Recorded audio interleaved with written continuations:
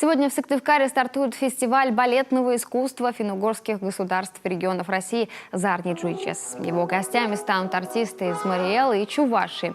Сыктывкарскому зрителю они представят балеты «Золушка» и «Любовь волшебница», а также хореографическое представление Кармина Бурана. Наш театр оперы и балета порадует своих поклонников балетом «Лебединое озеро», главные партии, в котором исполнят артисты Большого театра России Нина Копцова и Клим Елфимов.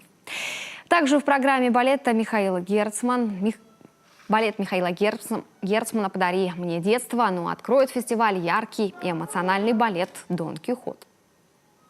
Интересен как для зрителя, он полнометражен, он еще интересен для исполнителей, потому что очень много, во-первых, интересны главные партии, интересны второстепенные партии, еще есть сольные партии, и их много. И таким образом можно показать в разных вариантах каждого исполнителя. И у нас ведь еще не один состав, а несколько составов. И каждый артист может попробовать себя в той или иной роли. Напомним, фестиваль «Зарни Джуйчес» пройдет уже в 6-й раз. Если раньше он шел всего 3-4 дня, то на этот раз затянется почти на 2 недели. Закрытие праздника балета состоится 23 сентября. Зрителей ждет большой гала-концерт.